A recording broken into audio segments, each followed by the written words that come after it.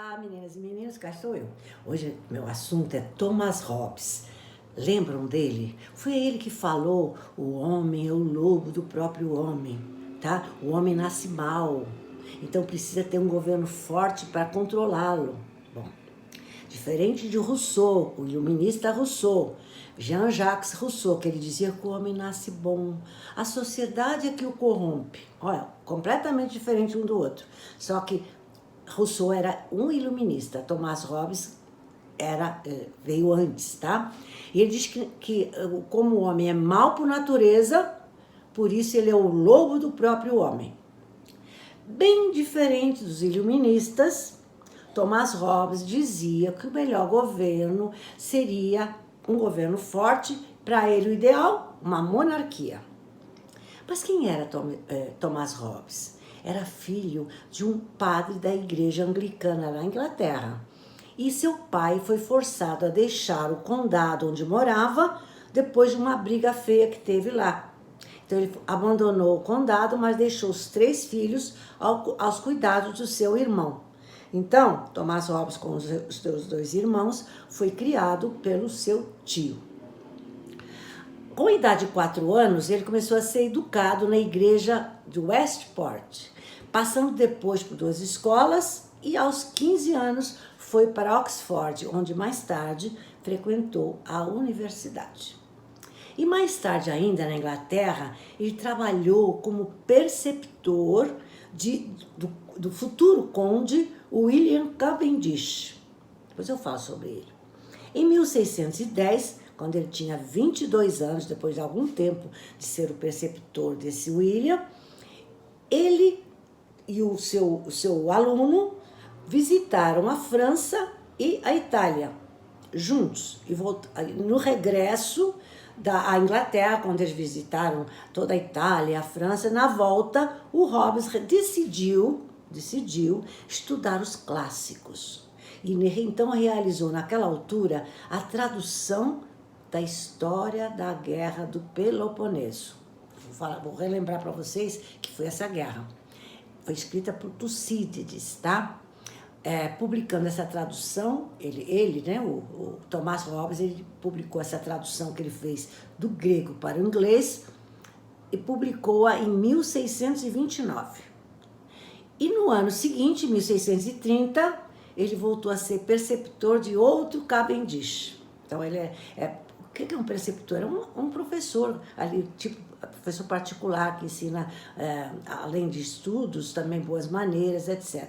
Bom, mas eu falei que ele traduziu a Guerra do Peloponeso, não falei? Lembram dela, né? Do ginásio? Vocês deram isso na escola, que caiu em muitas provas, que foi a Guerra do Peloponeso. Foi um conflito armado entre Atenas e Esparta, as 2 principais cidades-estados da Grécia Antiga, tá? Ocorreu entre 431 a.C. até 404 a.C., tá? E de acordo com Tucídides, que escreveu sobre essa guerra, a causa principal desse conflito foi o crescimento do poder ateniense. Atenas está ficando muito forte, então fez despertar nos espartanos muito temor. Então resolveram atacá-la, haver essa guerra para diminuir o poder de Atenas, tá? Mas voltando a Hobbes, ele além de teórico, político, também foi matemático, filósofo e autor de uma obra que virou sua marca, sua obra-prima, chamou-se Leviatã, escrita em 1651, quando ele tinha já 63 anos. É considerada a sua maior obra, sendo inspirada, ele se inspirou ao escrever Leviatã no Leviatã da Bíblia, que era um monstro gigantesco que para Hobbes representaria o Estado, um governo forte e central, tá? Para controlar os homens maus, né? Mas quem era o Leviatã da Bíblia mesmo? No Antigo Testamento, era um monstro marinho que representava o mal.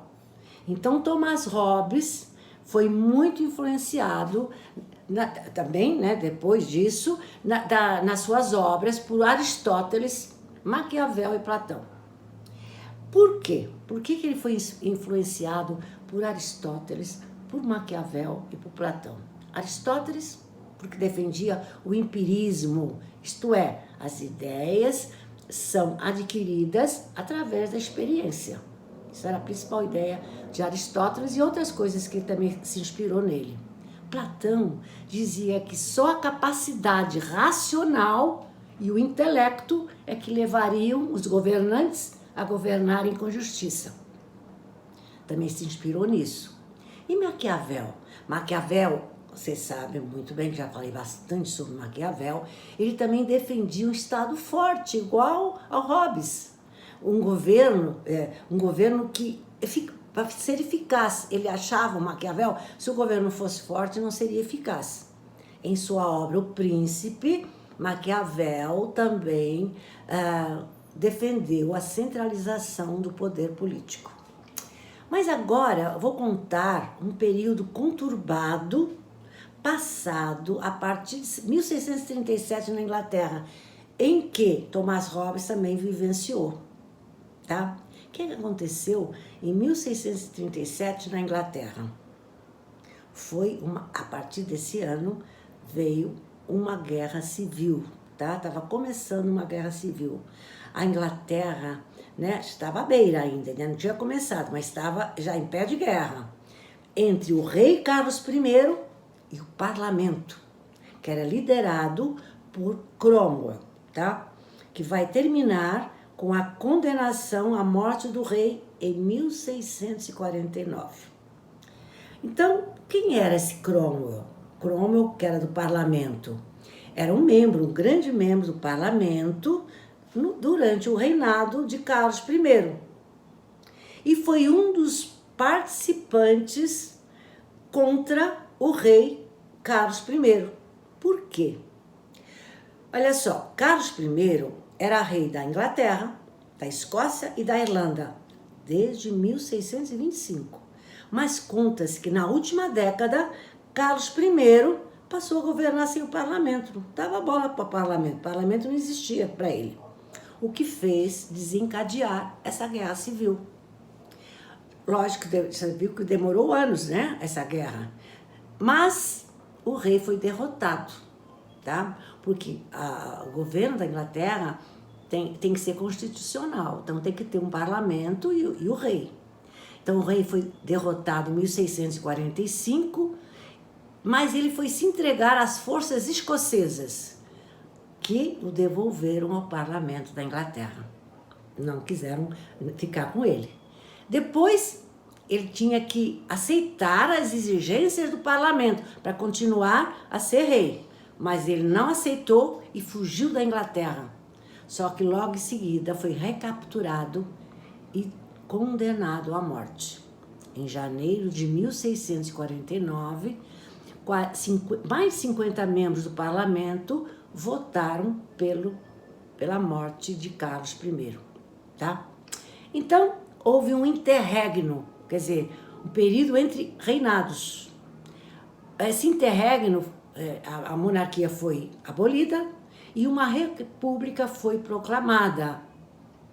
Período que vai terminar só em 1660, quando a monarquia é restaurada, começa a governar o filho do rei assassinado, Carlos II, tá?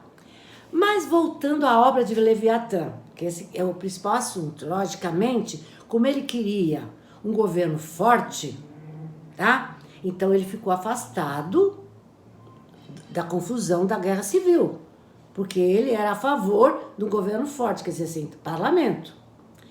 Então, ele acabou nesse período da guerra, ele escreveu o Leviatã, a obra Leviatã, tá?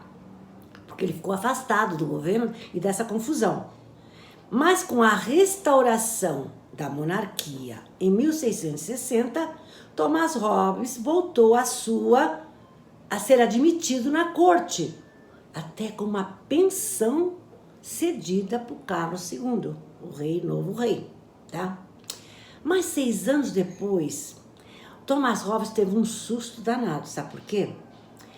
Ele sentiu-se ameaçado porque o parlamento, o Carlos II governava com o parlamento, senão também não governaria, né? Igual o pai dele. O que aconteceu 6 anos depois?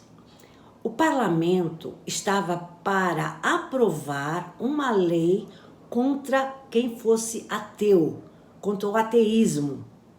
E no Leviatã tinha uma frase que poderia ser entendida, e era entendida, como uma frase contra a religião, quer dizer, uma frase de ateísmo, de ser um ateu.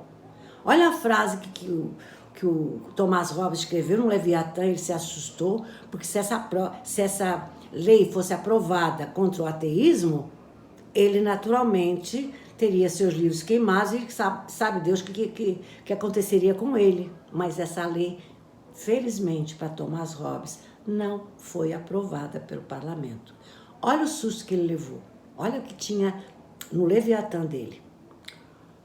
Abre aspas. Os primeiros líderes das sociedades primitivas criaram crenças e religiões para manter o povo em obediência e paz. Vou repetir. Os primeiros líderes das sociedades primitivas criaram crenças e religiões para manter o povo em obediência e paz. Depois desse susto, ele nunca mais se atreveu a escrever nada que o pudesse comprometer no futuro, tá? Bom, em seus últimos anos de vida, ele traduziu também a Ilíada e a Odisseia. Lembram? A Ilíada, que fala da guerra de Troia, e a Odisseia, que fala das aventuras de Odisseu, quando ele queria voltar para a sua ilha de Ítaca, onde a sua Penélope estava esperando, tá? Há 20 anos. Mas ainda, vou voltar um pouco mais a Hobbes, né? Que ele acha que o homem é mau, acha todos os seres humanos egoístas, maus por natureza, e eles tenderiam sempre a entrar em guerra, né? Entre si e contra todos. Por isso, para não ocorrer esse extermínio, ele escreveu que seria necessário um contrato social para que a paz fosse estabelecida e não houvesse guerra entre os homens. Era um contrato que todos tinham que obedecer.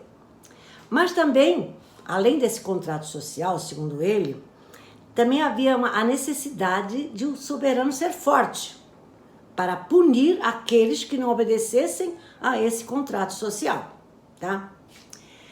E a melhor forma, já falei para vocês, que ele achava que era a monarquia para implantar no governo, tá?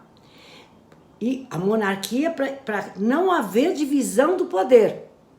Porque se houvesse divisão do poder, segundo ele, haveria um caos na sociedade, tá? Por isso, durante a Guerra Civil, repito, Thomas Hobbes esteve afastado por razão dessa guerra, né, do motivo da guerra, que era o parlamento contra o rei. E ele era contra qualquer divisão do poder, que o rei tinha que governar sozinho e forte, tá? Para terminar, falarei 4 frases que estão no Antigo Testamento sobre o Leviatã, esse monstro, né, que ele se inspirou para escrever o Leviatã, tá? Esse monstro aquático. Olha só, 4 frases que estão no Antigo Testamento, foram tiradas do Antigo Testamento, tá?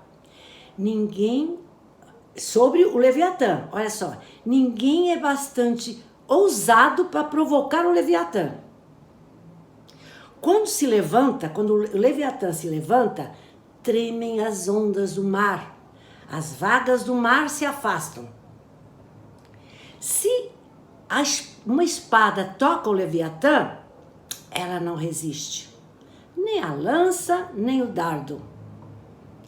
Perto do Leviatã, o ferro é palha e o bronze pau podre. Olha como ele era forte, esse Leviatã bíblico, né? E vou ficar por aqui. Beijos!